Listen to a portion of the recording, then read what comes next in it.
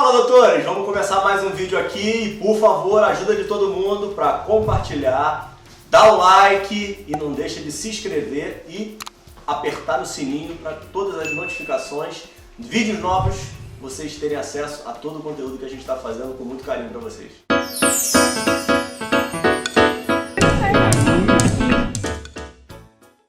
Fala, doutores! Eu sou Ricardo Valente, oftalmologista aqui do Rio de Janeiro.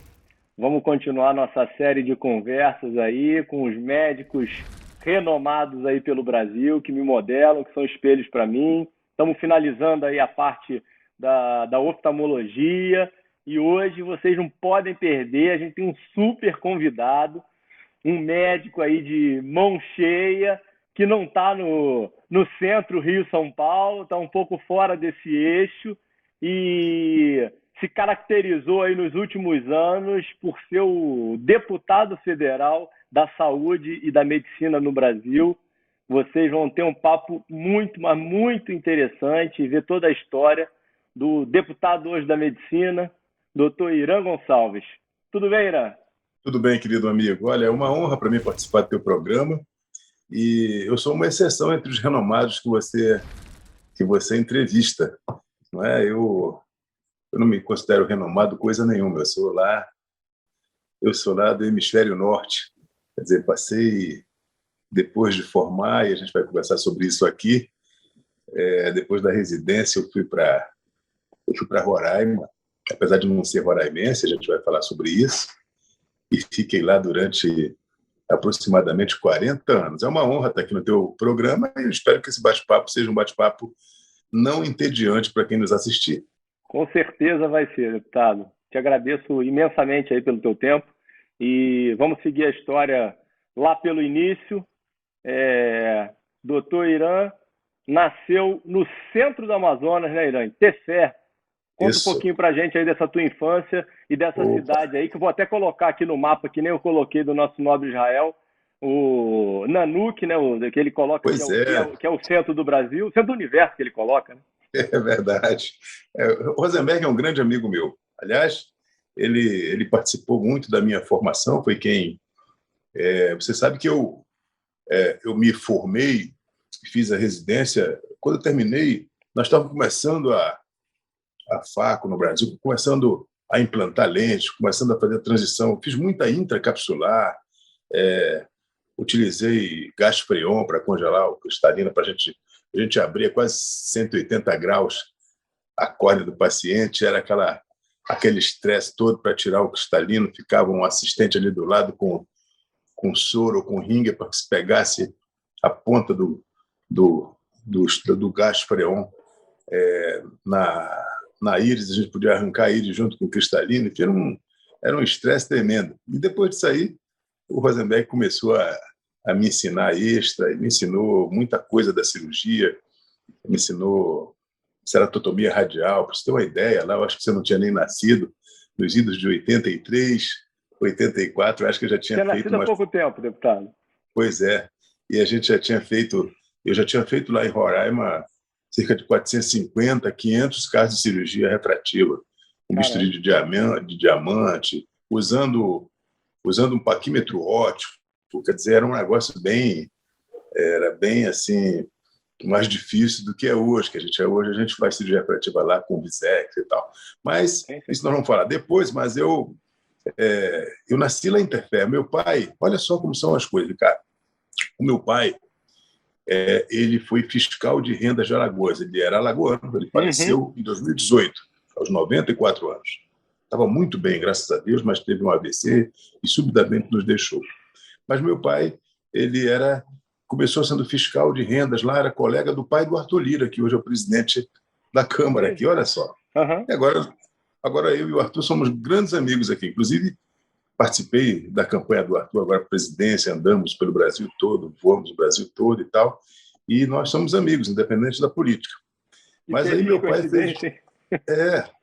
pai fez um concurso para a Receita Federal. Naquela época era coletor federal. Depois passou a ser exator federal e depois, no final, auditor da Receita Federal.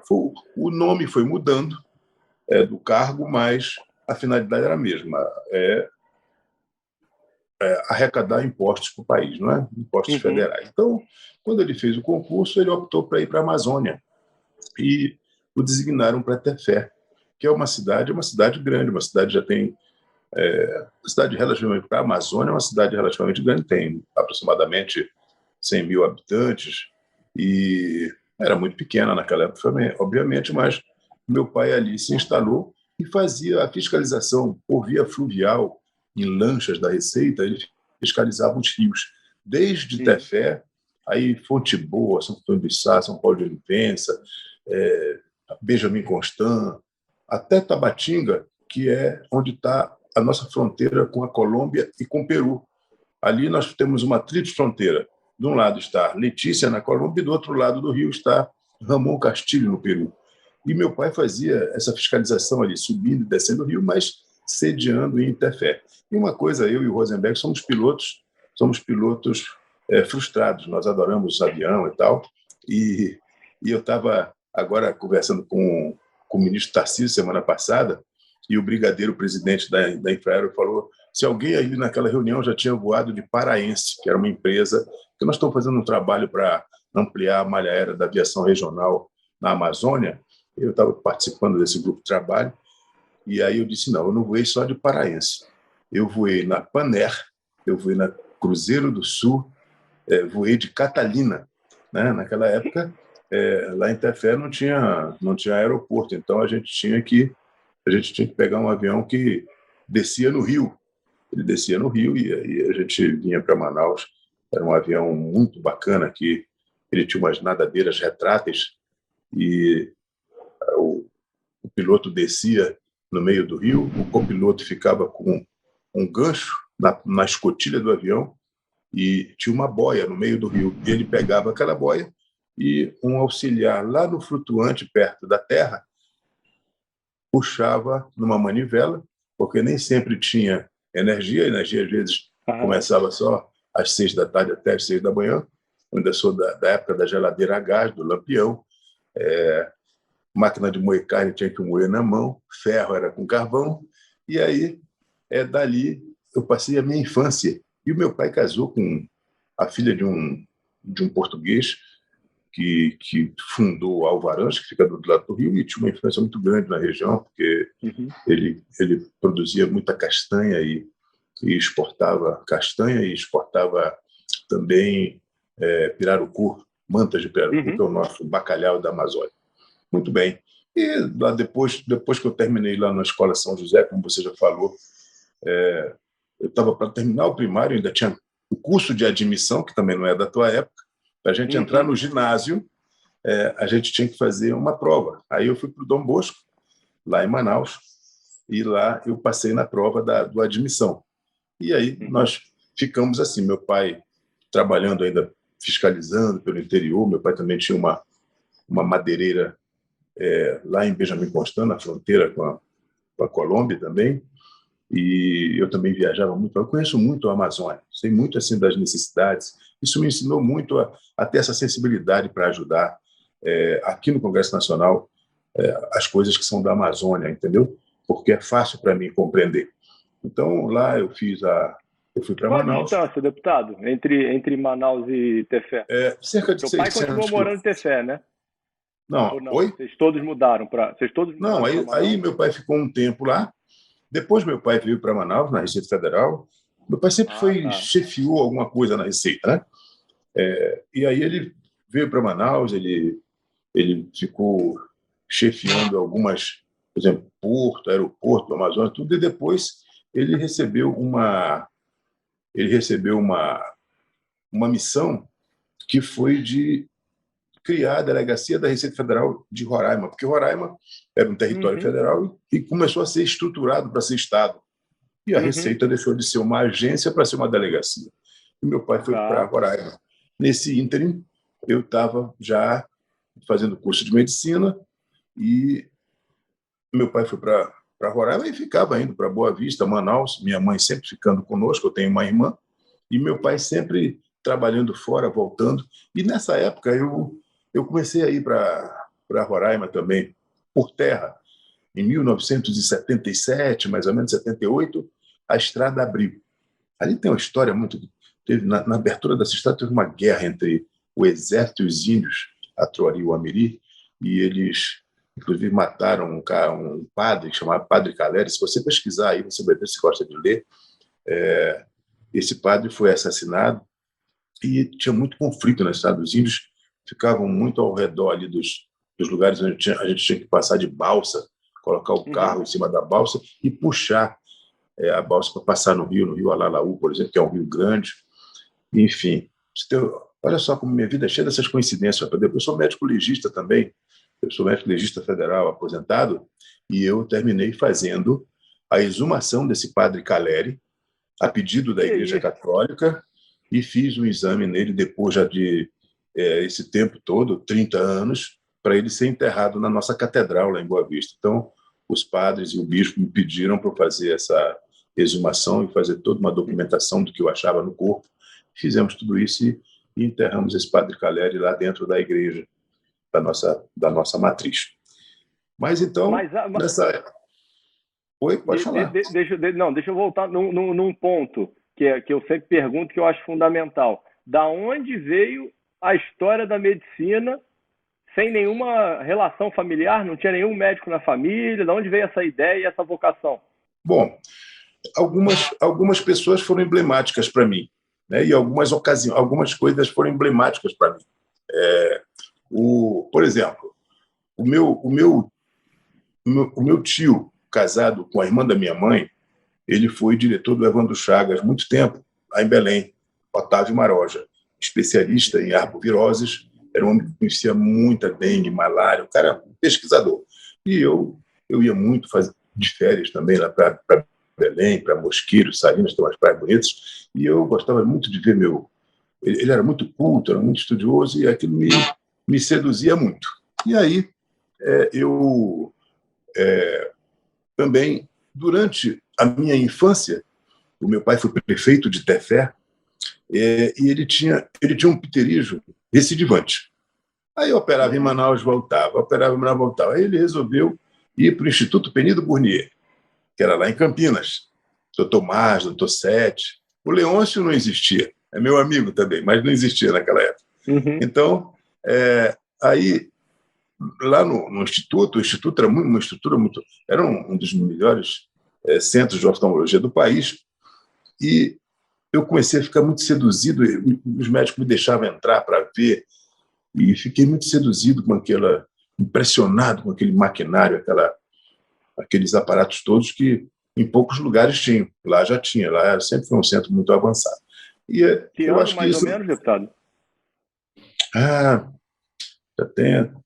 No final da década de 60, que eu era garoto já, começando na adolescência. Meu pai gostava muito de me levar para as viagens com ele. Meu pai gostava muito de viajar e tudo mais, né? E eu acho que isso me influenciou muito. Além do que, o meu vô, aquele vô lá que eu te falei, que era um cara assim, que tinha uma estrutura até hoje, nós temos lá muitas terras lá no Amazonas. Ele sempre me colocava sentado do lado dele e dizia: meu filho, eu acho que você vai ser médico quando você crescer. Meu sonho é ter um neto médico. E às vezes, quando eu vou fazer uma palestra assim, porque tu sabe, quando a gente vai ficando velho, o que mais chama a gente para ser é paraninfo de turma, patrono de turma, esses negócios. E eu sempre começo a contar essa história com meu avô. Entendeu? Meu avô era um cara que me influenciou muito. Eu ficava impressionado de um homem que ele morava 6 meses em Guimarães, em Portugal, e 6 meses lá na Amazônia.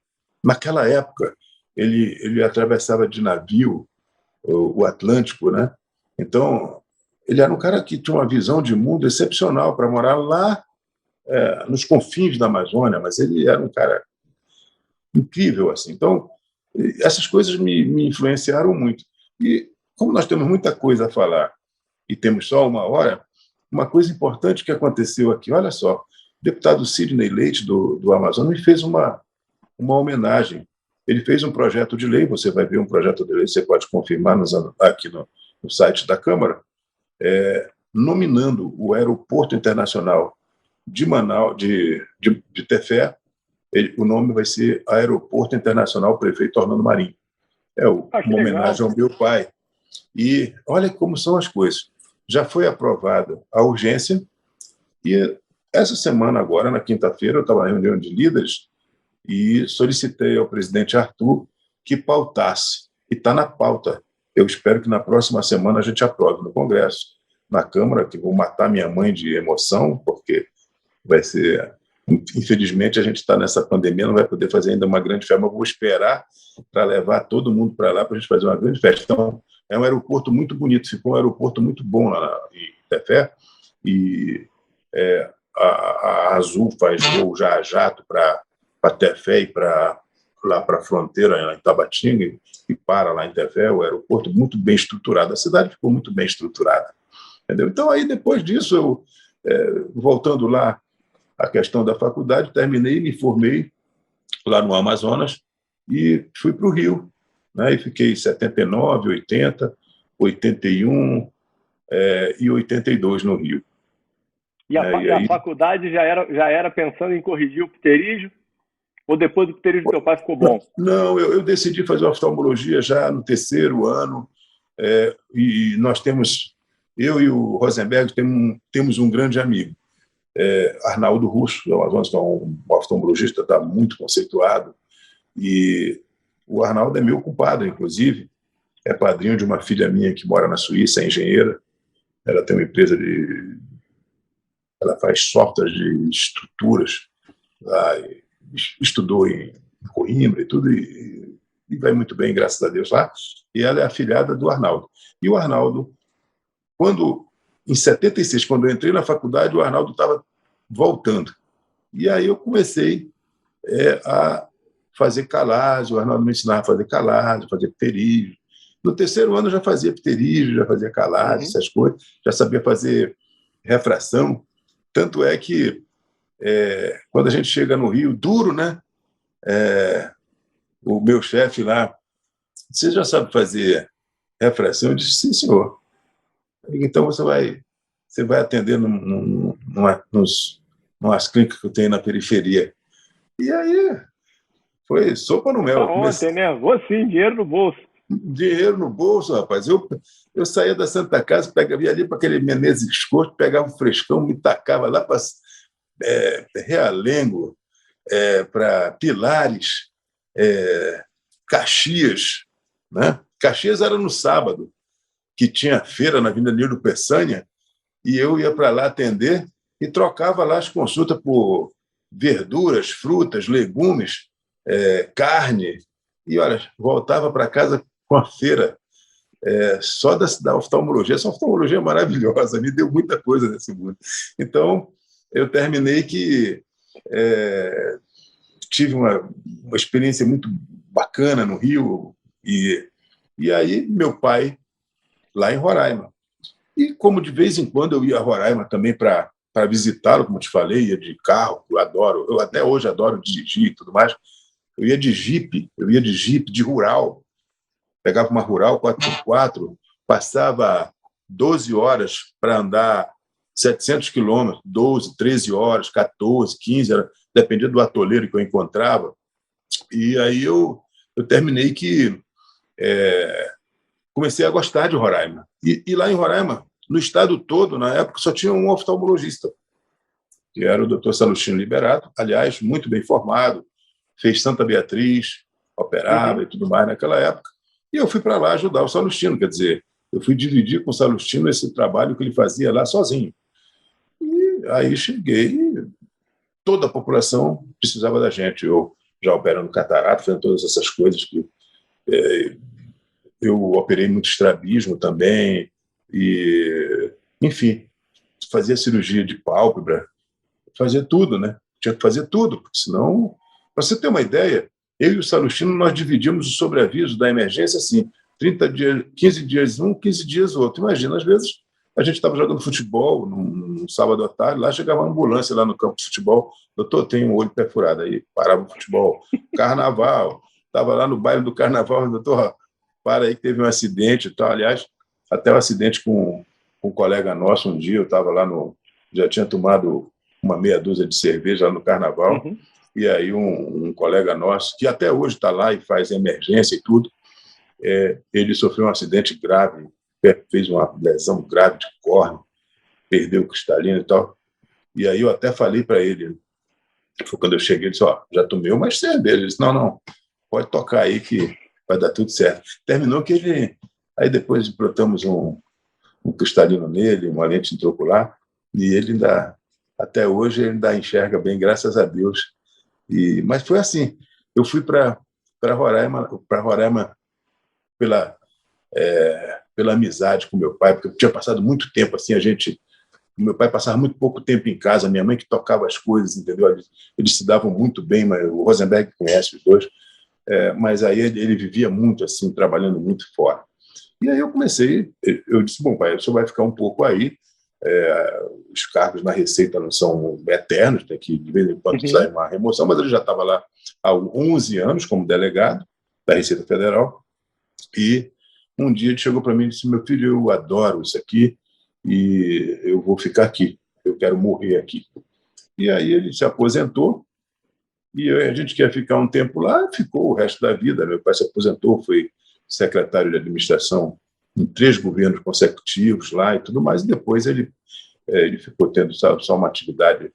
Ele gostava muito de maçonaria, que foi uma maçom muito importante para o Brasil, inclusive, ele era membro do Supremo Conselho da Maçonaria, e aí ele ficou e eu fui ficando e fui me estruturando. Tenho os meus 5 filhos são roraimenses. Agora eu já tenho uma filha que é médica, a Luíse, muito bem formada, está lá, tocando lá as coisas, opera muito, e o meu genro também, Marcelo Siqueira, é oftalmologista, aqui de Anápolis. Eles dois ficaram 5 anos em Belo Horizonte, são muito bem formados e estão lá ocupando espaço e trabalhando na minha clínica, além de um outro colega meu que trabalha comigo, que é o nosso retinólogo, o Walter Diniz. E nós temos um serviço lá que funciona muito bem. Temos serviço de refrativa, catarata, glaucoma. Como é que foi o início de estruturação da clínica, deputado? Primeiro um ponto, antes da gente até tocar nisso, não teve dúvida nenhuma em voltar para Manaus? Já quando você voltou para o Rio, o senhor voltou diretamente para Roraima? Eu voltei direto para Roraima. Isso já foi... Isso é um tempo, né? Nós estamos falando aqui sinteticamente, mas isso demorou, mas eu sempre eu tive na minha... Esse discurso que os médicos fazem no movimento médico, olha, nós temos que ocupar os vazios desse país.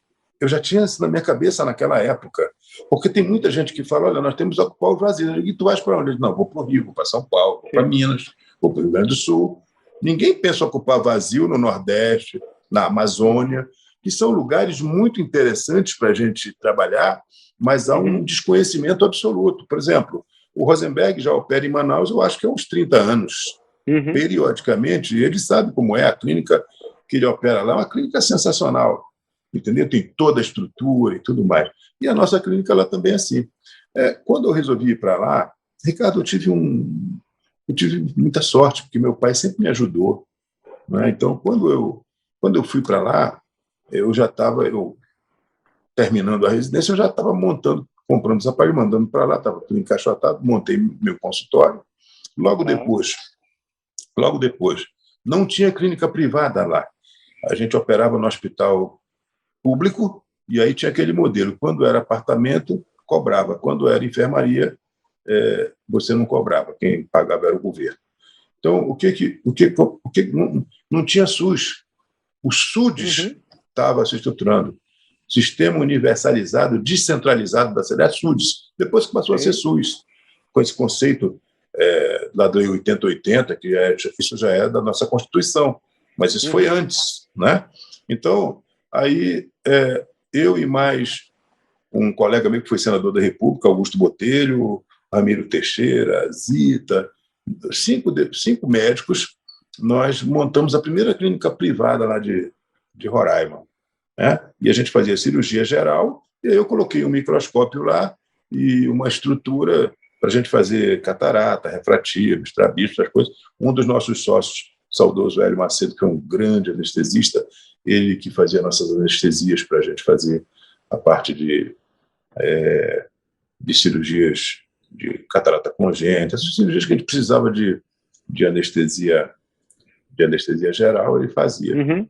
E os bloqueios eu sempre fiz, até hoje faço meus bloqueios quando o paciente não dilata bem, tudo que ele precisa fazer um bloqueio, quem faz sou eu, porque eu modéstia à parte, acho que faço bloqueio melhor do que a grande maioria dos anestesistas, com todo respeito aos anestesistas, mas é porque a necessidade é que me ensinou, não é? Quer dizer, fazer tranquilo e tudo, tomar todas as precauções.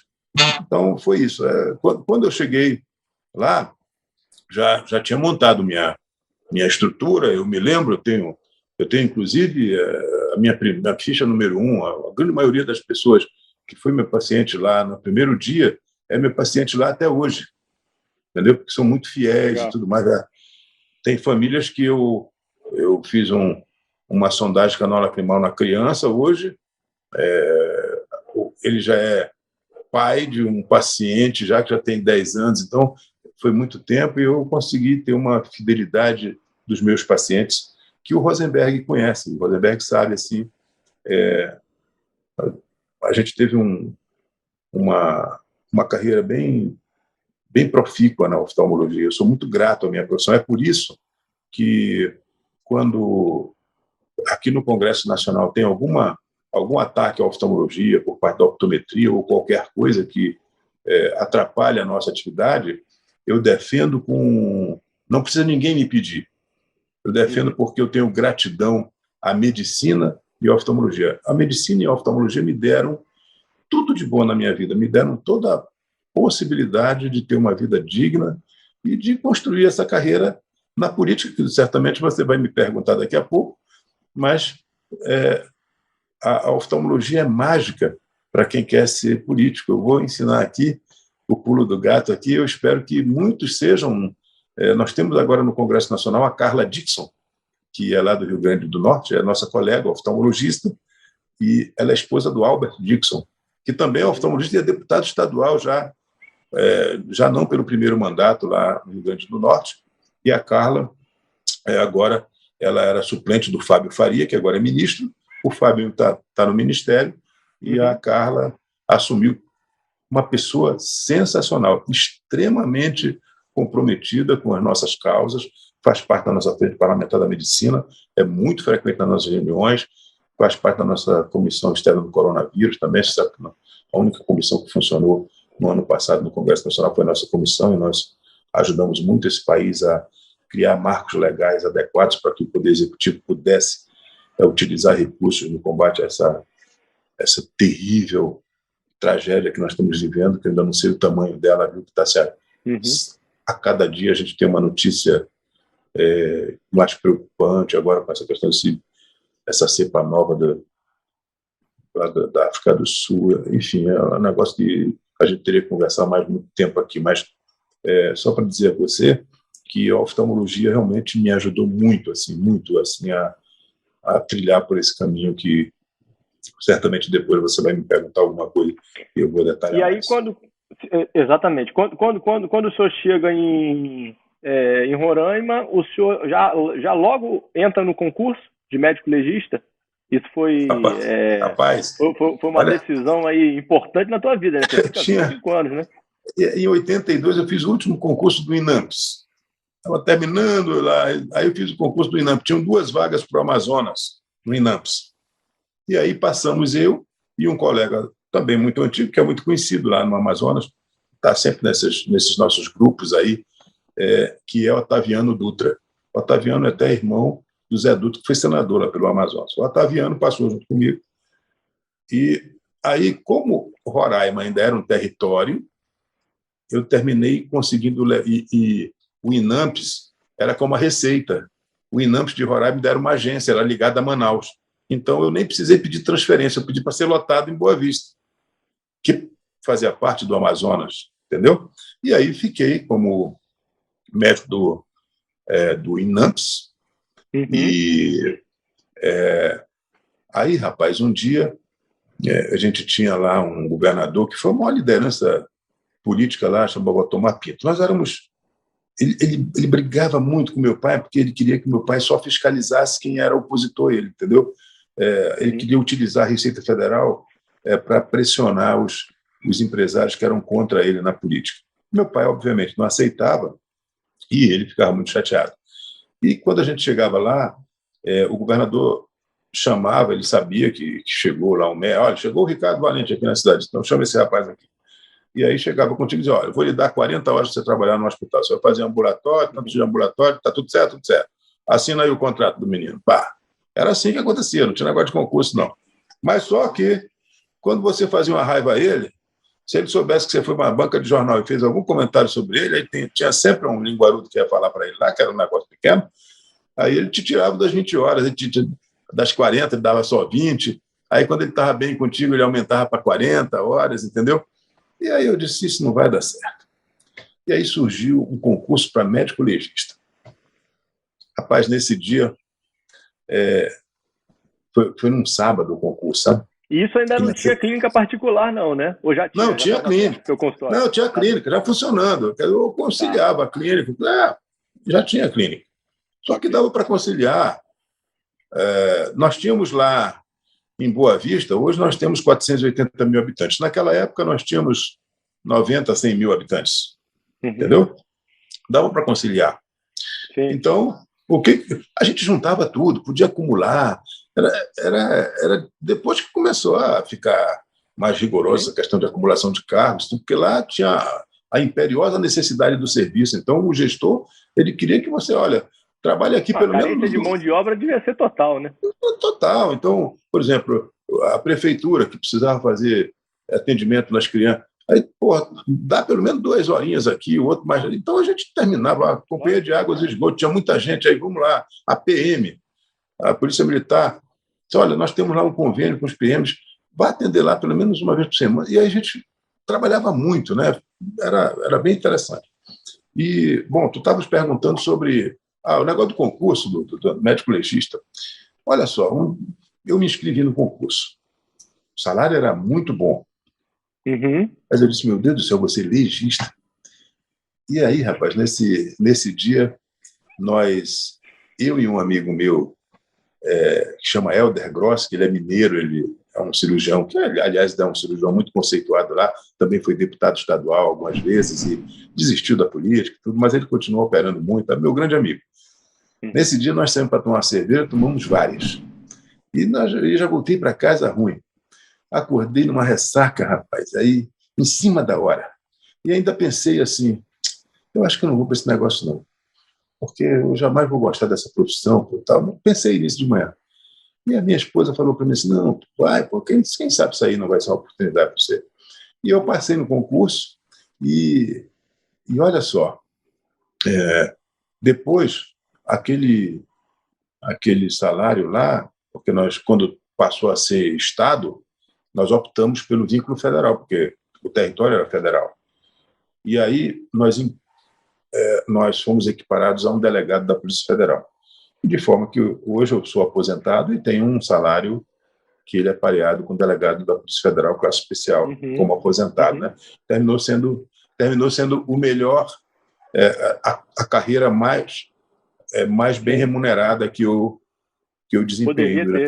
Já estou aposentado, porque como policial, a carreira é policial, então eu me aposentei com 25 anos, e agora estou em processo de aposentadoria do meu INAMPS, que eu já tinha tempo, mas eu continuei trabalhando e tudo, e agora eu pedi a aposentadoria desse vínculo do Ministério da Saúde, que estava, inclusive, ele está, inclusive, inativado por conta de eu prestar um mandato eletivo. Então, a gente suspende a atividade do Ministério.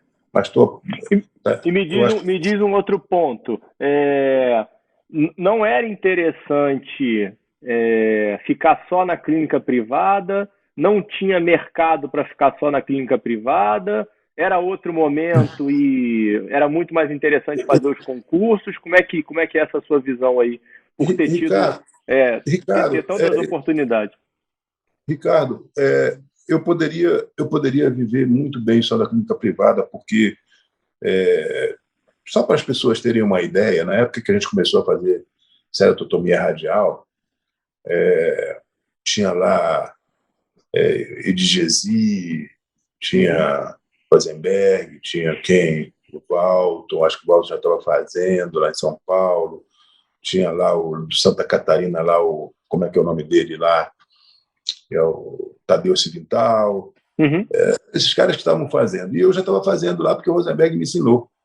A gente viajou para os Estados Unidos, comprou um monte de bisturi de diamante, colocou no bolso aquelas marcadorzinhas. Aquilo é uma beleza, né? Quer dizer, hoje a gente compra um Visex com 1 milhão e pouco, e aí os caras ficam levando manutenção da gente todo mês. Olha, tem um cara que faz manutenção no meu lá, não vou nem dizer quanto é que custa a manutenção, mas ele passa 10 minutos lá na minha clínica e vai embora. Entendeu? E aí a gente, naquela época, a indústria nos proporcionava um material que quem ganhava éramos nós, não é? Porque o parquímetro óptico era barato, não sei o que, uma série de coisas. Não vamos aqui discutir a respeito da previsibilidade, da eficácia, dos efeitos colaterais da cirurgia, mas naquela época era o estado da arte, né? E no estado da arte quem ganhava éramos nós.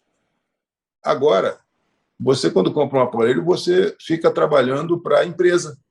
A indústria nos fez operários dela, não é? Então você fica tendo que comprar cartão, você fica na mão da manutenção, enfim, é o mesmo problema lá. Então, naquela época, eu me lembro que a gente cobrava $1.000 por olho numa ceratotomia radial.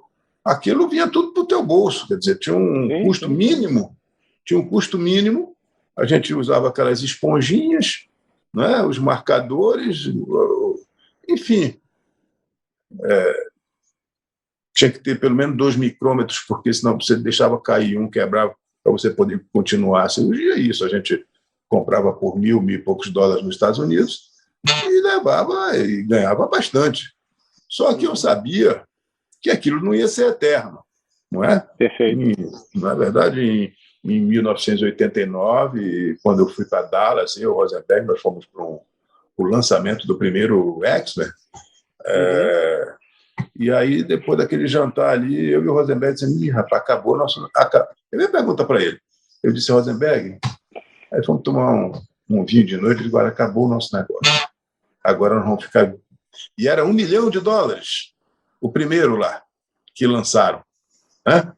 E aí eu disse: meu Deus do céu, agora não. Vamos ter que mudar tudo. E aí a ceratotomia foi diminuindo e o LASIK começou a tomar conta do mundo, não é? E aí eu fui parando de operar refrativo. E aí passei um tempo, porque eu ficava com medo de comprar uma máquina tão cara para levar para Roraima, não é? Porque com aqueles apetrechozinhos que a gente utilizava, era uma maravilha. Agora, com aquela máquina, muito complicado. E aí nós compramos. Aí eu, Fernando Pereira, mas Nazareno, que é um colega nosso que oftalmologista lá, um dia eu chamei os 4, o Rômulo também, que fez residência aí no Óculos Associados, também nosso amigo, chamei os 4 lá em casa e falei: ó. Aí eu já fui meio incisivo com isso, falei: ó, vamos comprar, vamos ser meus sócios, porque senão eu vou ficar ganhando dinheiro sozinho. E aí o Rômulo ficou assim meio: não, eu não vou entrar não. Mas aí o Fernando, que hoje trabalha lá perto de Búzios, e o Nazareno da Tala, que é conselheiro federal aqui lá do estado, nosso colega oftalmologista, um cara muito sério, muito... Não, então nós vamos entrar. Aí entramos nós 3. E naquela época o primeiro foi R$500 mil. E eu fiquei: meu Deus do céu, será que a gente vai conseguir pagar isso? E aí começamos a divulgar.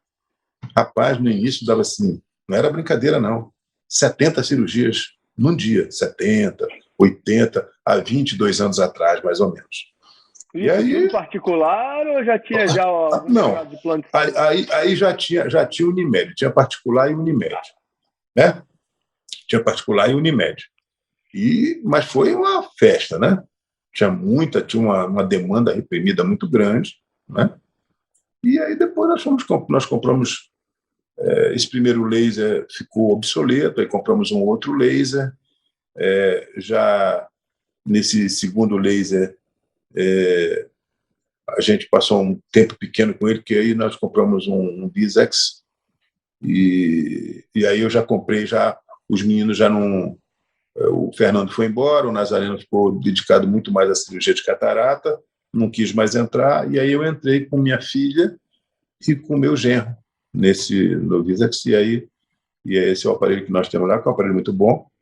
E aí mudou, quer dizer, aí surgiu o PRK, porque com a mitomicina, a gente não podia fazer PRK lá, porque lá a gente está no Equador, a região mais ensolarada do mundo, então eu tinha muito medo de haze lá, então eu demorei muito a fazer PRK. Quando a gente começou a ter uma segurança maior com mitomicina, casuística bacana, aí a gente começou a usar, e a gente faz lá PRK e indica as indicações. Isso aqui não é uma entrevista de oftalmologia, mas aí cada um escolhe a técnica que mais lhe agrada, e com biossegurança para o paciente, e vai fazendo. Eu sou dos antigos, eu tenho mais coragem de fazer flap ainda, essas coisas, mas os mais jovens adoram PRK, que dá menos trabalho. Me diz uma coisa, um ponto que acaba que a gente vive muito nos dias de hoje, eu conversei isso bastante com o Israel, e mais ainda no eixo Rio-São Paulo, a questão e a necessidade que é visto de fazer uma complementação de formação internacional. Como é que, no teu momento, você via isso? Estava super satisfeito, super tranquilo, bem quando voltou para Roraima? Em algum momento teve esse pensamento? Como é que você coloca isso para a gente? Não, como eu te falei, eu sempre fui muito assim, trabalhador, sempre me metia a fazer as coisas, entendeu? Na parte cirúrgica e tudo mais. E naquela época, eu acho que em 84, 85, nós começamos a ir para a Academia Americana, eu e o Rosenberg, e fizemos cursos rápidos nos Estados Unidos, Bascom Palmer e tudo. E para o que eu fazia lá em Boa Vista, a minha formação me supria perfeitamente dentro das limitações, obviamente, que tem uma cidade pequena que tinha, e hoje ainda é uma cidade de aproximadamente 500 mil habitantes. Cresceu bastante, é uma cidade super legal, está muito bem estruturada. Nós tivemos uma prefeita lá que foi 5 vezes prefeita, que é a Tereza, minha jantou comigo ontem aqui. Ela fez um trabalho muito, muito bom lá, e a cidade é super bacana, uma cidade planejada, com muitos jardins, parece uma cidade média americana, assim, no interior, com um trânsito maravilhoso, então, bem bacana. Boa Vista, quem vai a Boa Vista se surpreende. Tá? Então, eu também não podia, sabe, ficar muito tempo fora, porque eu me casei e comecei a ter filhos. Eu casei 2 vezes. Eu tive 4. Ter filhos é ótimo. Eu tive 4 logo com a primeira, e tenho mais um com que a minha temporanzinha já faz medicina. Ele tem 17 anos, está fazendo medicina também. Legal. Então, é a segunda que está fazendo medicina, deputado? É a segunda. E olha só, meus 2 filhos eles têm restaurante, bar, e eles têm uma fábrica de cerveja lá no Amazonas. Os 2. Que legal. Eles fazem uma cerveja maravilhosa. Inclusive, outro dia eu mandei fazer uma com rótulo com o nome do Rosenberg e mandei de presente para ele, ele adorou.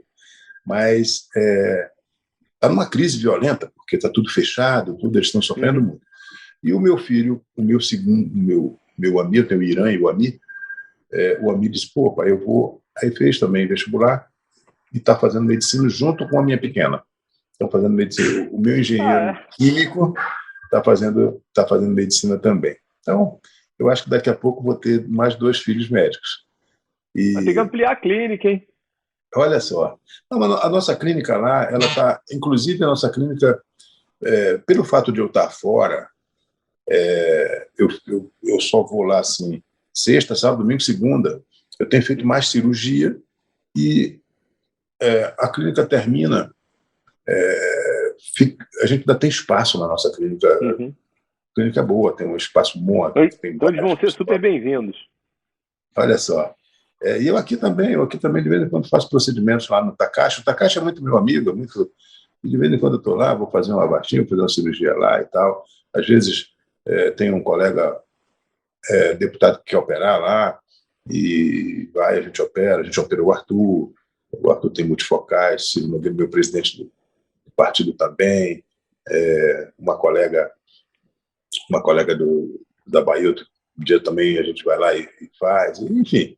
Eu termino tendo uma atividade oftalmológica limitada pelo meu tempo, porque o mandato, ele dá muito trabalho, principalmente porque é dedicado como eu sou presidente da Frente Parlamentar, temos o IBDM, nosso instituto, que é a ligação da frente com as sociedades de especialidade, temos reuniões de conselho, agora mesmo, quarta-feira, temos que fazer uma grande reunião no Conselho Federal, para a gente tratar das nossas pautas, defesa profissional, dos projetos que estão tramitando na casa, que tem projeto que a gente tem que rechaçar, tem outro que a gente tem que empurrar, e é muito trabalhoso aqui, entendeu? A atividade parlamentar, eu digo que quem usa muito a tribuna também tem dificuldade para se eleger num lugar pequeno, porque num lugar menor, a nossa atividade tem que ser uma atividade ligada às nossas entidades e tudo mais. Uhum. Para você ter uma ideia, cara, o Rosenberg, na última eleição, ele fomentou uma vaquinha eletrônica e tem muitos oftalmologistas no país, eu sou muito grato, que me ajudaram sem me conhecer pessoalmente. Entendeu? Então, nós tivemos lá uma doação de quase 300 mil reais de colegas que nunca me viram, só acompanhavam minha atuação contra a optometria, aqui o que mais tem na Câmara são algumas profissões querendo praticar do médico, né? Você pega assim, vamos regulamentar a profissão de esteticista, beleza? Vamos lá, todo mundo tem direito, né?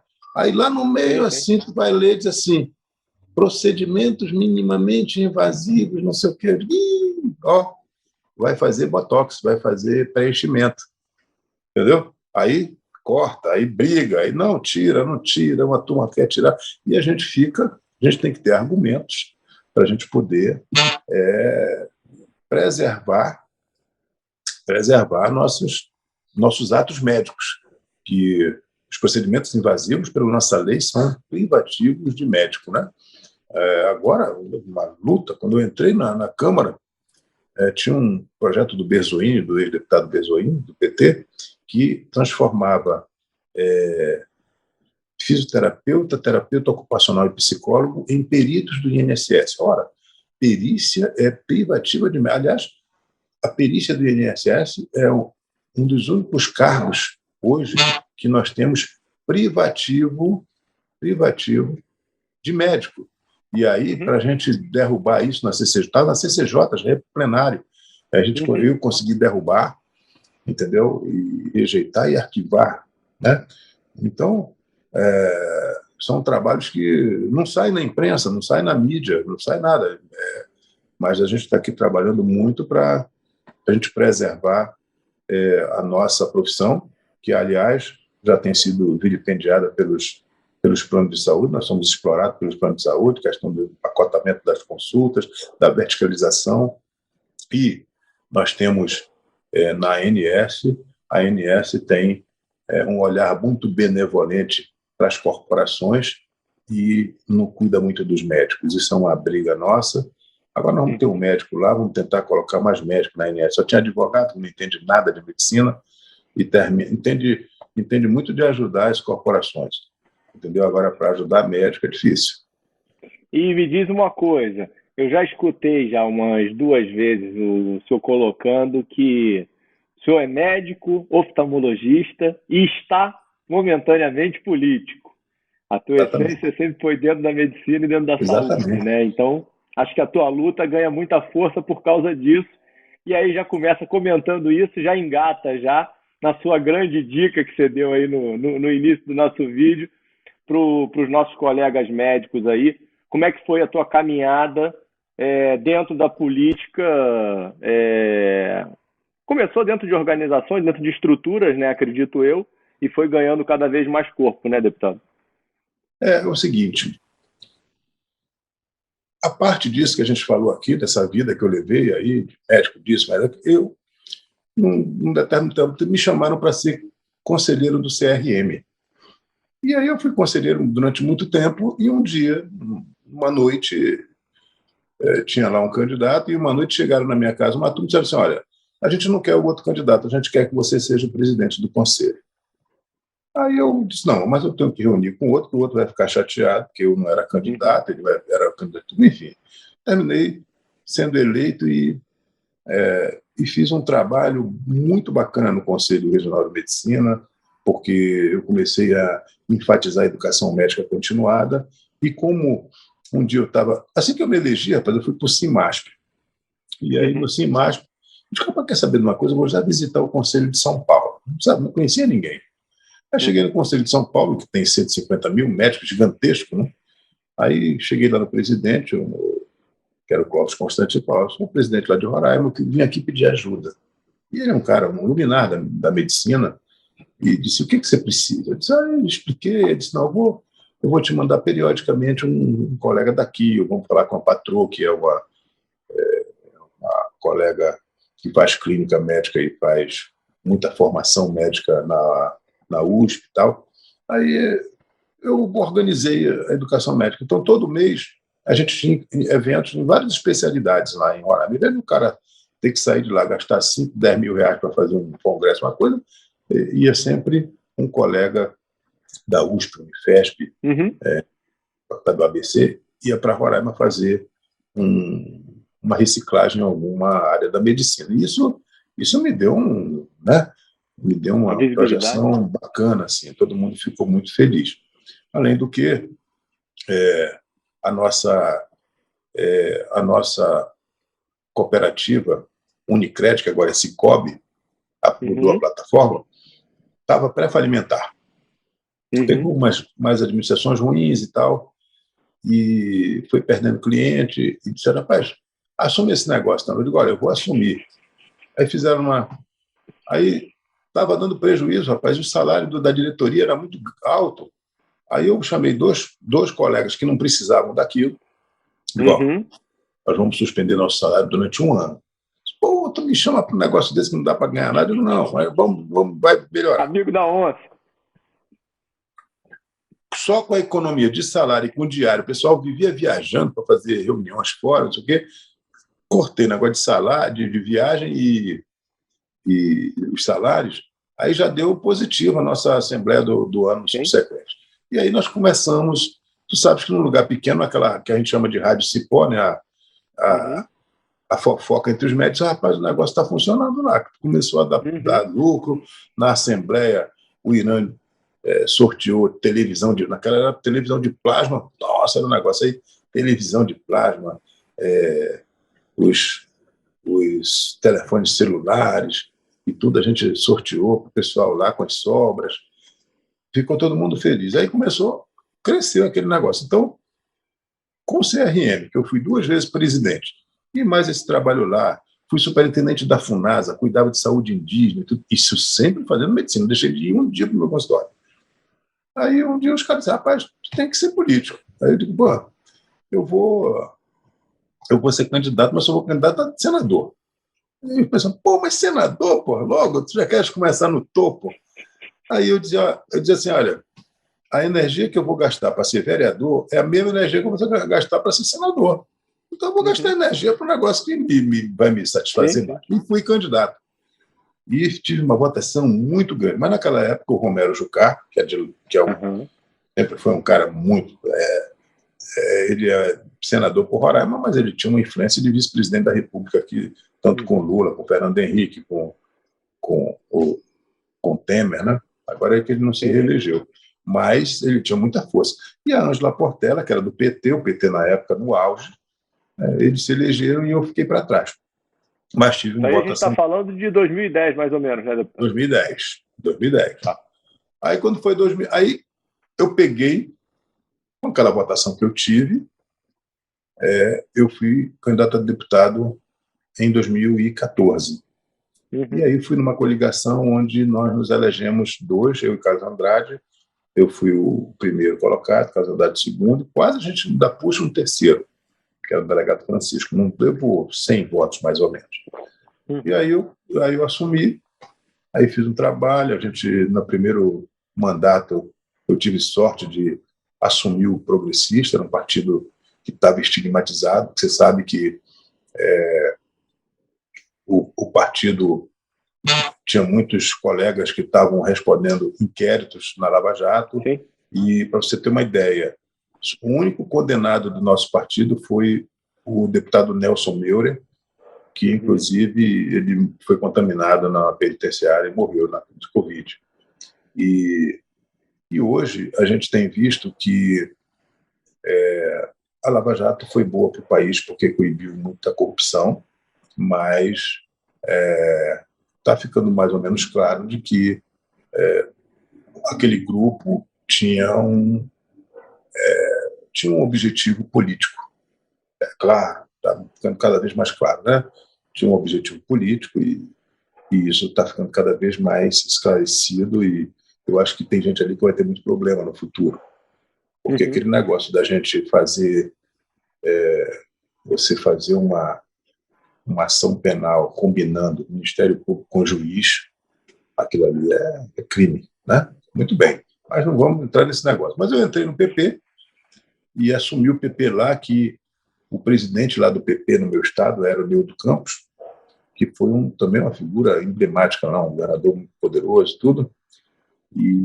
Mas aí eu consegui assumir a presidência lá, sou vice-presidente nacional do PP, e o partido teve um trabalho importante no governo Temer. Nós conseguimos aí administrar a Caixa Econômica com o Gilberto Ock, o senador Blairo Maggi, que era do nosso partido, foi o ministro da Agricultura, Ricardo Barra foi da Saúde, né? E nós tivemos assim um protagonismo muito grande no governo, e aquilo me ajudou muito a levar muitos recursos lá para Roraima, principalmente na área da saúde. O Ricardo me ajudou muito, meu grande amigo, e foi 6 vezes, no período de 1 ano e meio, foi 6 vezes a Roraima, a gente sempre levando ajuda.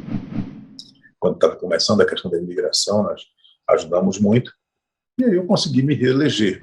A reeleição é muito difícil, sabe, cara? A reeleição, e eu peguei assim um período que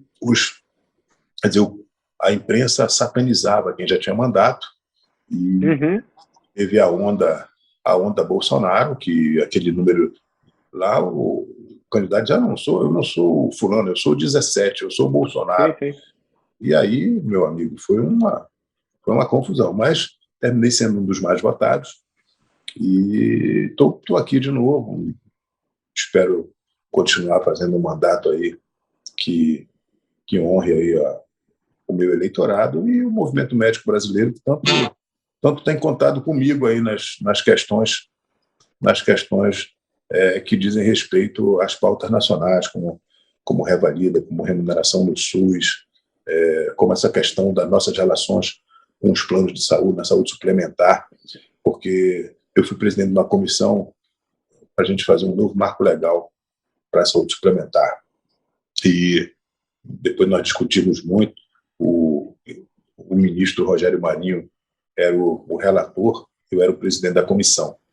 E o ministro Rogério é um homem muito inteligente, mas ele, como ele era um cara muito liberal, ele fez um relatório que ele conseguiu desagradar tanto as corporações quanto as associações de usuários e os médicos, porque nós ficamos no relatório, a única coisa que eu queria era coibir a questão dos pacotes nas consultas. A gente não conseguiu nem colocar isso no relatório. Então, o que eu fiz? Eu decidi que não ia colocar o relatório para votar, e a gente terminou que não conseguiu construir o marco, porque não houve acordo. Seria muito ruim para nós se tivesse aquele acordo, né? Por exemplo, vou te dar um exemplo aqui, não sei se as pessoas acompanham. O Celso Russomano, ele tem um projeto que está há 11 anos na casa, que trata da regularização dos acupunturistas que não são médicos. Ora, a acupuntura é uma das nossas 54 especialidades médicas, tem residência médica, né? Então, eu estou atrapalhando o russomano já há 6 anos. Eu não deixo andar, eu não deixo o projeto andar. E ele é meu amigo, não pode, é emblemático para nós, a gente não pode deixar a gente não pode deixar um curioso fazer um curso aí de 1 ano, 6 meses, e começar a fazer acupuntura e enfiar a agulha no corpo das pessoas, né? E também nós temos um problema, nós temos aí a ozonioterapia, que é uma luta para a gente tentar fazer com que ela não deixe de ser uma prática integrativa, porque se quer regulamentar como especialidade médica e como uma terapia efetiva para um monte de coisa, de cura câncer, cura, segundo lá a associação deles, eles têm uma associação já poderosa, cura câncer, cura autismo, cura hérnia de disco, quer dizer, é uma panaceia para tudo, e a gente termina segurando aquilo na Comissão de Seguridade Social, não deixa andar, entendeu? Então, é muito trabalhoso aqui, principalmente agora nós temos aí o Luizinho, que é nosso colega aí do Rio de Janeiro, é um colega que é muito ativo, um cara que tem muita experiência, foi secretário de saúde no Rio, Nova Iguaçu, é médico, ortopedista, a Carla Dix, temos Zacarias Calil, temos Soraya Manato, temos uma turma, temos o Flávio, temos o Dr. Frederico, a turma cresceu. Então, hoje Pedro Westphalen, então a gente já segura um pouco as coisas, entendeu? Porque nós somos minoria. Agora, na questão... Mas sempre podendo ganhar mais força, né, deputado? Sem dúvida, sem dúvida. Eu digo, olha, se você souber fazer um trabalho, olha só, nós temos... As nossas cirurgias são cirurgias rápidas, elas dão resultados funcionais muito bons, muito rapidamente, com efeitos colaterais muito pequenos. Então, você imagina você fazer um mutirão de catarata e você ter ali um banco de dados e fazer uma visita aos seus pacientes. Aí você vai contar, quanto eu operei? Já operei 20 mil, já operei 15 mil pessoas. E aí você vai visitando aquelas pessoas, divulgando. Se você cuidou bem delas, elas vão botar em você, elas vão confiar. Quem confiou o olho, quem já deitou ali embaixo, naquela luz, ficou ouvindo toda a nossa conversa, os ruídos, os barulhos todos queimando das máquinas que a gente utiliza, tudo mais, e se submeteu àquilo com você, é porque confia cegamente em você. Não é verdade? Então, ali nasce uma relação de profundo respeito e gratidão. E respeito e gratidão são a matéria-prima para o voto, para fidelizar o voto. Eu tenho gente lá no meu estado diz, olha, enquanto eu vivo for, eu voto no doutor Irã. Ele pode ser candidato o que ele quiser, eu voto nele. Por quê? Porque ele cuidou de mim, ele cuida com cuidado, ele cuida com seriedade, ele procura ter bons aparelhos para nos atender. Eu tenho lá também carreta, sabe, Ricardo? Eu tenho uma carreta linda, e se você for no meu Instagram, deve ter foto dessa carreta. A gente não faz cirurgia na carreta, não, tá? Calma. A gente só faz... tem 2 consultórios, a gente faz... que legal. A gente tem faz parte do segmento posterior, tudinho, e a gente vai para os municípios e seleciona 100 pessoas, por exemplo, e passa o dia todinho lá atendendo. E aquelas pessoas ficam super satisfeitas, porque elas não têm acesso. A gente não tem um oftalmologista no interior, tem que fazer tudo, eles têm que vir na cidade. Então, você indo no interior desse, atendendo 100 pessoas, você desempenha uma atividade médica extremamente eficaz e que gera a gratidão das pessoas, divulga o nome. Enfim, eu acho que um médico que é dedicado, um médico que é organizado, ele termina depois, se ele quiser entrar na política, ele tem aí uma porta de entrada muito interessante. Apesar Mas de tem que... alguns colegas que têm obrigação, poxa vida. O doutor Nobre Israel deve estar nos assistindo, vai nos assistir, entendeu? E aí o senhor tem que ser mais um para perturbar o doutor Nobre Israel para ele ir para esse caminho. Não, você sabe que eu digo para o Israel, o Israel, ele é muito ativo, muito inteligente, lê muito, muito culto. E eu disse, Israel, você tem que se envolver mais com o movimento, com o Unimed, com o CBO, sabe? Você tem que estar... Porque você é um cara preparado, um cara que tem Verdade. tempo, já tem experiência, já tem muita quilometragem, porque você precisa, Ricardo, você pode ter super competente e tudo mais, mas, assim, a vida nos ensina muita coisa, sabe? Sim. Né? O tempo, né? As experiências boas, ruins que você vai vivendo ao longo do tempo vão te lapidando a tua personalidade, a maneira como você cuida das pessoas, como você ouve as pessoas, a tolerância, sabe? Eu era completamente diferente quando eu era mais jovem. Então, a gente vai envelhecendo, o tempo vai passando, as nossas experiências vão aperfeiçoando a nossa conduta como pessoa, como gestor, enfim, nos dá vontade de retribuir o que Deus nos deu ao longo da vida, né? Você está aqui, já tenho 63 anos e estou aqui ainda com disposição para ajudar e tal. É muito bacana isso. Eu acho que nós temos muitos colegas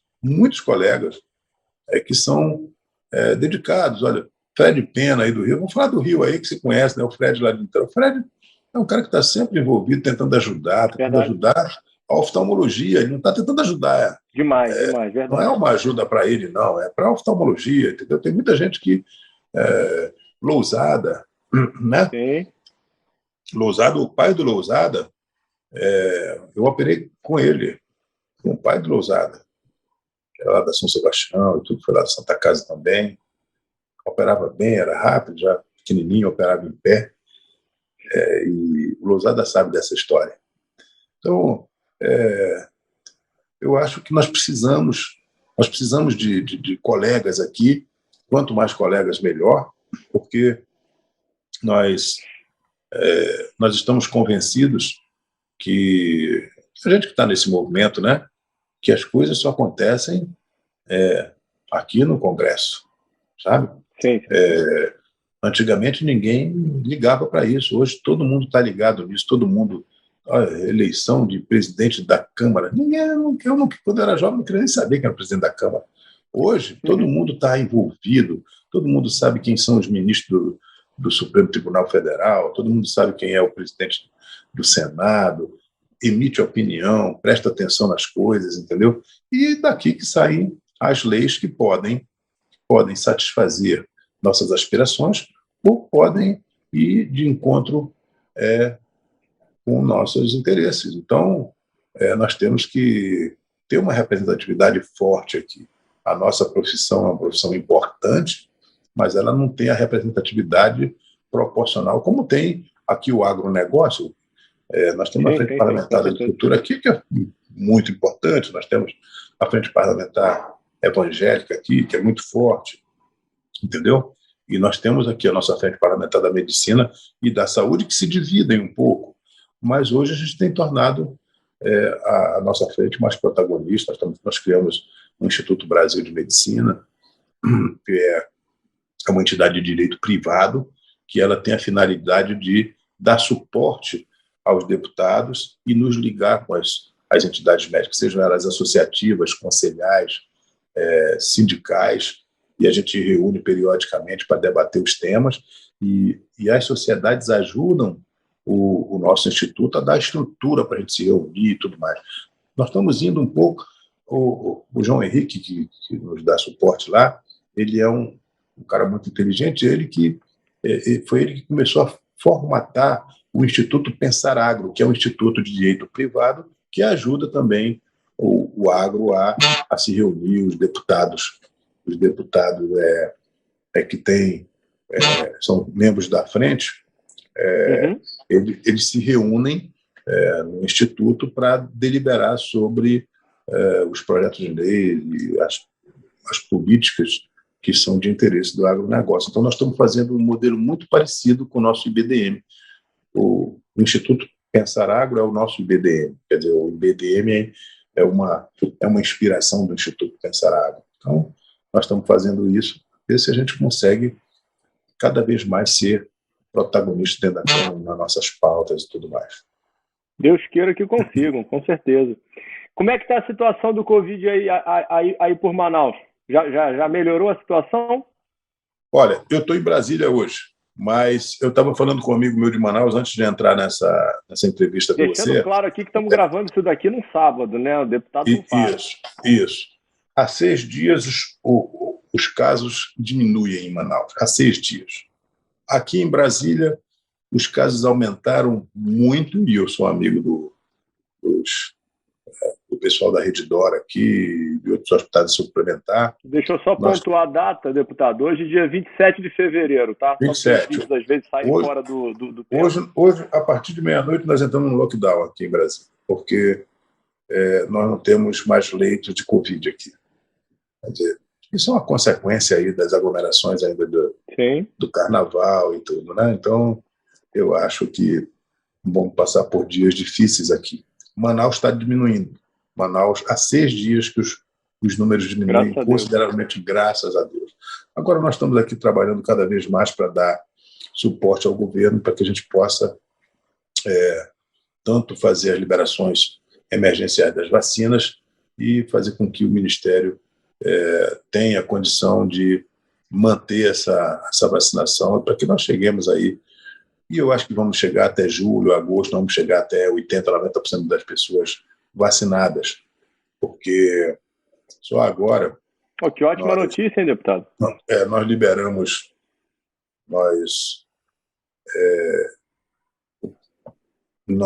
uma deliberação com o presidente Bolsonaro, ele liberou numa MP 1 bilhão e 900 só para a Fiocruz.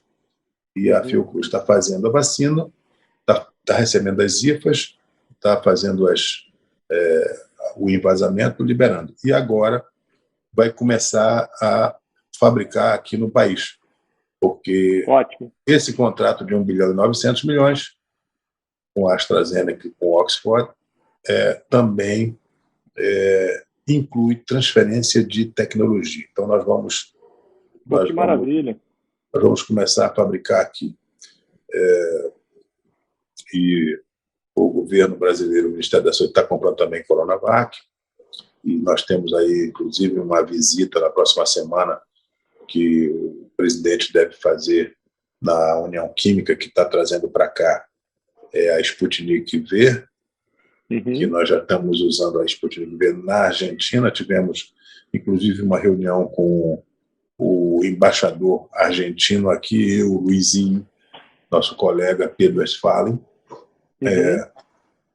Tivemos uma reunião com o embaixador para que a gente possa receber informações do Ministério da Saúde argentino sobre eficácia, segurança, efeitos adversos dessa vacina para auxiliar a Anvisa. Nós temos um trabalho muito próximo da Anvisa, a nossa comissão externa, e eu acho que nós vamos, no decorrer desse primeiro semestre, ter uma cobertura vacinal muito grande.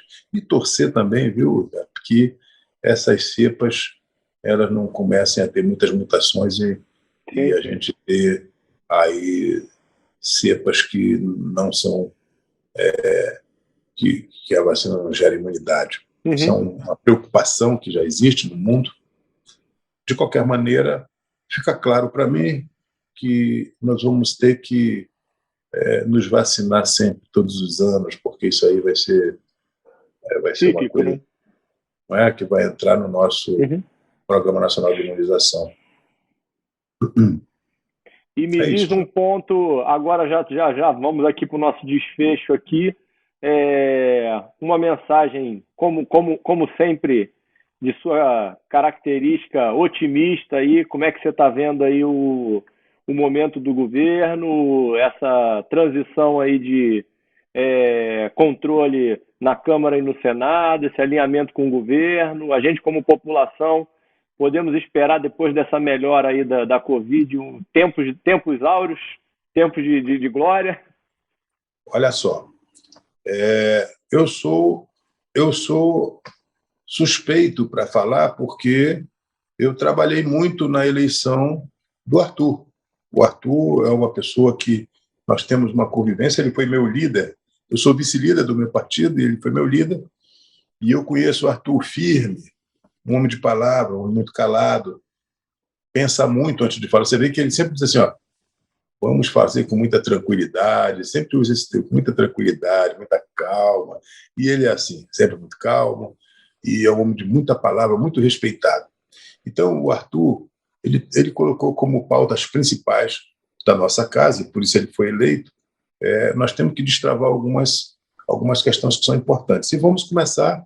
Bom, o auxílio emergencial, né, já é coisa para ontem, mas tem algumas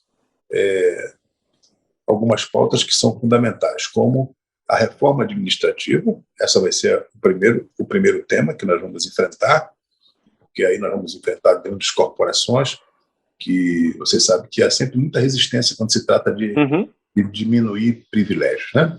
Tem alguns privilégios que devem ser enfrentados com muita força. E depois nós vamos para a reforma tributária, né? A reforma tributária também é importante para a gente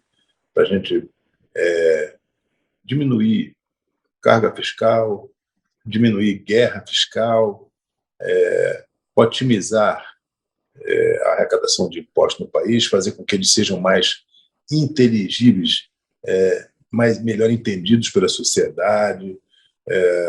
E eu acho que esses dois temas que são os temas desse ano, porque a reforma tributária, ela ficou o ano todo, o ano passado todo, e ela não caminhou. Mas eu acho que com o Arthur ela vai caminhar. Além do que, nesse primeiro turno, você vai ouvir muito a gente falar sobre um novo marco legal da nossa lei eleitoral. Quer dizer, ficou muito claro que esse modelo que a gente utilizou na última eleição não é o modelo melhor. Eu defendo, por exemplo, o que a gente chama de verdade eleitoral. E eu tenho conversado com os colegas e eu acho que 60%, 70% da Câmara também concorda. A gente não entende essa fórmula que a gente faz do quociente eleitoral, sem coligação, para que você seja eleito, às vezes você tem... Nós pegamos vamos lá em São Paulo, tem candidato que teve 250 mil votos, não se elegeu, e tem candidato que tem 30, 40 mil votos, se elegeu. O povo não entende isso. Então a gente quer ver se faz um modelo onde o deputado, a gente torna a eleição majoritária para deputados federais. Quer dizer, lá no nosso estado, vou dar um exemplo, são 8 deputados. Os mais votados se elegem. O que acontece é que às vezes tem o primeiro mais votado, ele não se elegeu porque ele não adquiriu o quociente eleitoral e nem entrou na sobra. Ele não é justo. Quer dizer, a gente termina não satisfazendo a vontade popular. Quer dizer, a vontade popular de eleger você, que foi o mais votado, e não eu, que fui o menos votado. Então, isso aí nós vamos ter que discutir aqui. Uma coisa que também nós vamos discutir muito aqui, você vai ouvir falar muito agora por conta dessa movimentação do Daniel, essa nova regulamentação do artigo 53 da Constituição, que são as prerrogativas do deputado. Nós somos indeputados por opiniões, palavras e votos, e estabelecer esses limites, entendeu? Porque eu acho que isso não é uma liberdade absoluta. Eu não posso chamar você aqui de ladrão, de qualquer coisa que seja, ferir a sua alma. Eu acho que a minha liberdade está no limite da sua privacidade e da sua honra. Então, eu não concordo com coisas que são ditas ali. Eu acho que tem que ter um limite, mas também temos que ter um reforço de prerrogativas também. Eu vou te dar um exemplo aqui. Eu achei um absurdo um juiz de primeira instância afastar a deputada Flor de Lis do mandato.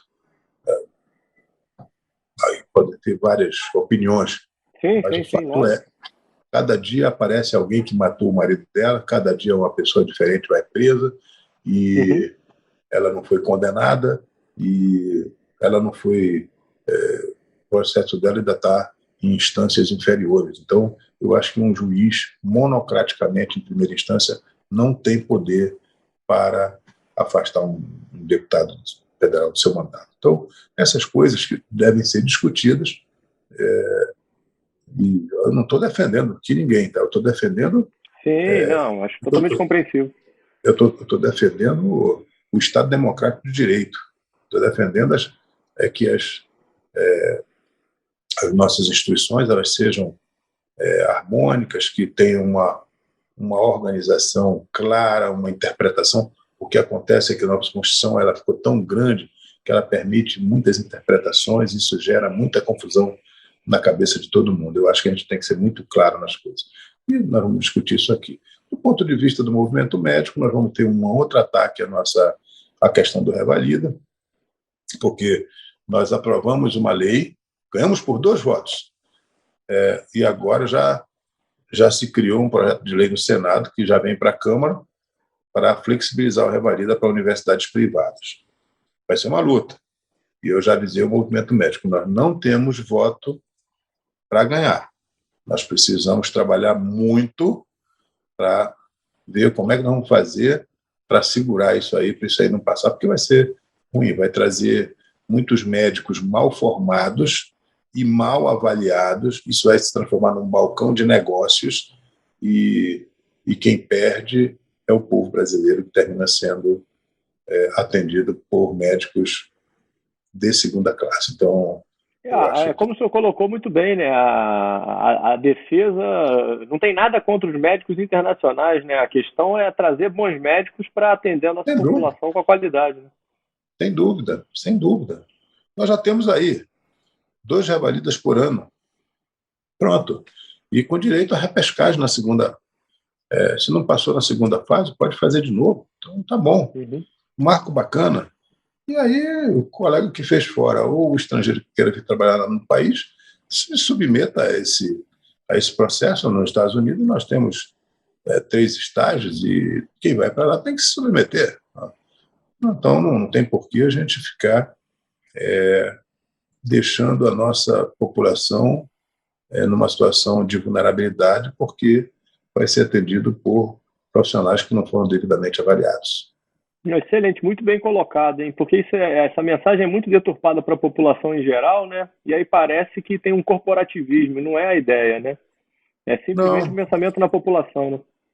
Você sabe, por outro lado, a gente sempre discute no movimento médico, e vamos falar isso na quarta-feira quando estiver no Conselho. Nós temos esse discurso que nós temos que descentralizar. Mas a gente não descentraliza, a gente sempre concentra mais. Né? Olha, nós temos 63 municípios no Amazonas. Salvo engano, 63, 64. Não tem um oftalmologista no interior. Não tem um no interior. Entendeu? Assim como no Acre, a mesma coisa. Rondônia não, porque Rondônia... O que acontece com Rondônia?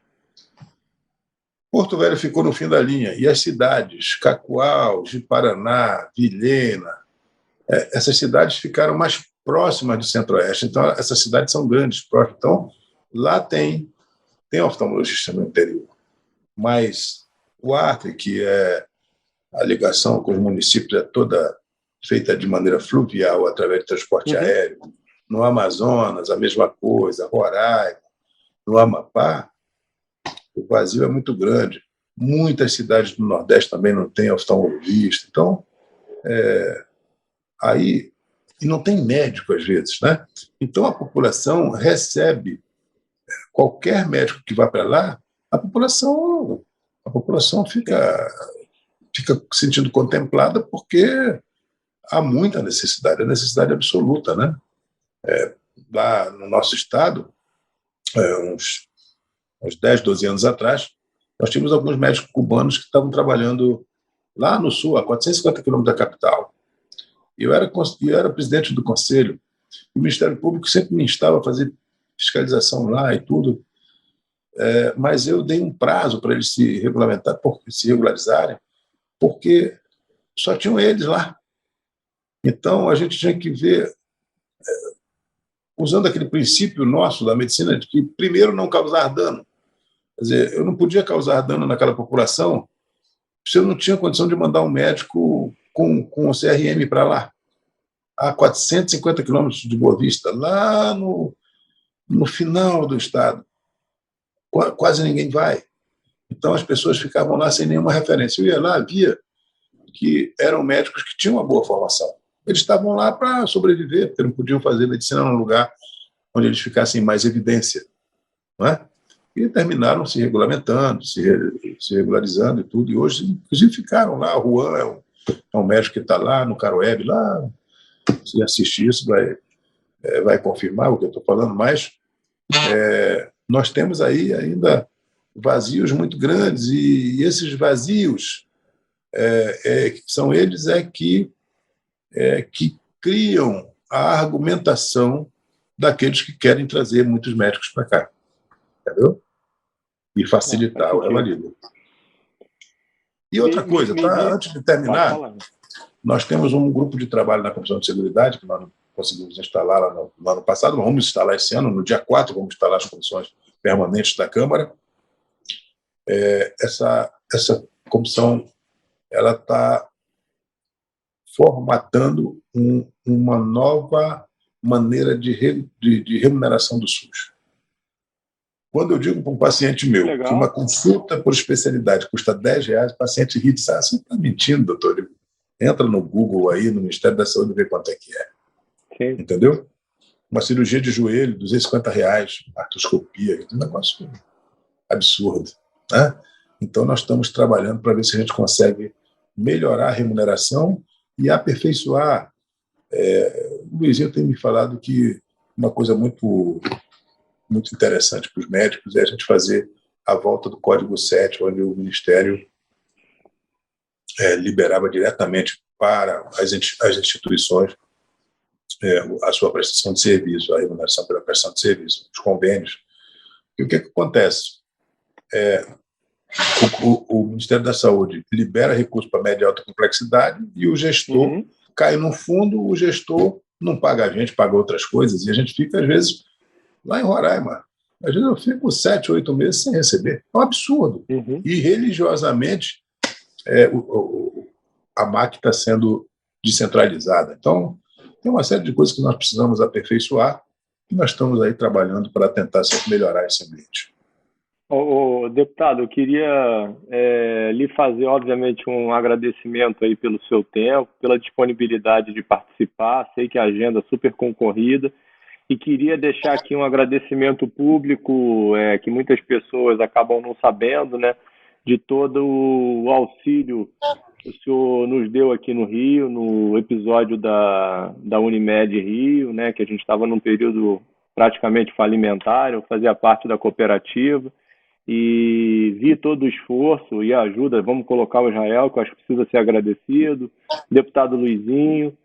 Vocês dois foram fundamentais aí para a manutenção aí de quase 1 milhão de vidas aqui e 5 mil médicos aí em atendimento. Então, eu acho que isso precisa ser exaltado e muitas vezes a gente esquece. Olha, o deputado Simão Ceci nos ajudou muito. Eu gosto de ser muito grato e reconhecer as pessoas que ajudam, né? O deputado Simão nos ajudou. O Alexandre, que era deputado... que é lá de Itaguaí, ele era deputado federal também, e eles ajudaram. E naquela época, inclusive, a gente foi operar o Simão Cecinha aí, quando um grupo de médicos me chamou e disse: olha, vai falir. E começamos a conversar sobre isso. Nesse ínterim houve a destituição do Celso Barros e a nomeação do Romeu e a sua diretoria. E eu conversei com o Ricardo Barros, que era o ministro, e o Ricardo disse: olha, daqui 7 dias vai ser liquidada a Unimed. Eu digo: não faça isso. Vamos sentar, vamos discutir. Aí nós sentamos, discutimos, o Ministério Público entrou na discussão, a Unimed Seguradora funcionou como fundo garantidor, e nós terminamos fazendo um TAC que funcionou e depois de um ano prorrogamos e aí a coisa melhorou e, graças a Deus, a Unimed continua funcionando e eu espero aí que ela funcione cada vez melhor e que a gente sinta cada vez mais que as cooperativas de serviços médicos são nossas, porque a maioria das Unimedes são as que mais exploram o trabalho médico. Nós temos muitas Unimedes aí que são um exemplo do que não se deve fazer nas relações dos médicos das nossas instituições privadas na saúde suplementar. Então, nós precisamos melhorar isso e só vamos melhorar com um novo marco legal que eu vou estar aqui no ouvido do Arthur para ver se no segundo ano, porque não sei se vamos conseguir esse ano, mas a partir do próximo ano, ver se a gente consegue instalar uma comissão especial para construir um novo marco legal na saúde suplementar do nosso país. E ano que vem temos eleição, né? Podemos ficar tranquilo aí com a continuidade do trabalho? Como é que estão os planejamentos aí para o futuro? Olha, a minha prioridade maior agora é ficar vivo nessa Covid. Eu acho que a prioridade de todos nós. Vamos nos cuidar muito. Eu tive Covid, fiquei 14 dias internado, fui para a UTI. É verdade, não sabia. Pô. Não foi brincadeira. Uhum. E eu desejo aqui a todos que estão nos assistindo, que tenham muita saúde, que se cuidem. E para o ano, a gente espera de novo para uma campanha. Se a gente estiver com saúde, obviamente, estiver tudo bem, a gente vai para uma campanha. E a gente espera que a gente continue tendo o apoio e o reconhecimento, principalmente da minha especialidade. Eu sou extremamente grato a todos os que me ajudaram. Muitos me ajudaram e eu tenho assim um sentimento de gratidão extremo, né, que é uma coisa que foi fomentada pelo meu amigo Israel, que é uma pessoa que foi importante, grande amigo, e é importante na minha vida, na minha formação, e quem me estimula muito na política. Me orienta, inclusive, porque ele tem uma visão, ele tem uma visão de fora, e essa visão de fora ela termina norteando, às vezes, algumas movimentações que a gente tem que fazer aqui. Né? E quero agradecer a você também pelo convite, pela honra de eu participar de um programa que tem como mote entrevistar luminares da nossa especialidade. E eu volto a dizer, eu sou só um oftalmologista da roça, um tirador de remelas da roça. E é uma honra para mim estar no meio dessa confraria de competentes aí que você entrevista com tanta pertinência, com tanta inteligência. Parabéns pelo teu programa aí, Deus te abençoe. Você disse que ia ser 1 hora, já está com quase 2. Mas foi um prazer, foi muito bom. Deputado maravilhoso, muito obrigado, tá? Isso aí é uma característica aí de alguns, na grande maioria dos entrevistados, que é a humildade, tá? Então, parabéns, muito obrigado por tudo aí que o senhor vem fazendo pela gente, como classe oftalmológica, como médico e como cidadão brasileiro, tá? Obrigado, parabéns, força e saúde, tomara que a gente continue com o senhor liderando a gente aí por bastante tempo. Obrigado, querido. Obrigado mesmo. Quero saudar a todos os médicos do Brasil e, de maneira particular, a classe oftalmológica que tão bem cuida da saúde ocular do povo brasileiro. Ao nosso presidente CBOS, a Benícia, sua diretoria, enfim, ao presidente da Sociedade Brasileira de Oftalmologia também. E nós estamos aqui sempre à disposição de vocês. Contem com essa pequena capacidade de ajudar vocês aqui no Congresso Nacional. E nos visite aqui, cara. Vem aqui fazer umas entrevistas aqui com os nossos médicos aqui das nossas comissões. A hora que você quiser dar um pulinho. Olha que eu vou sim, hein?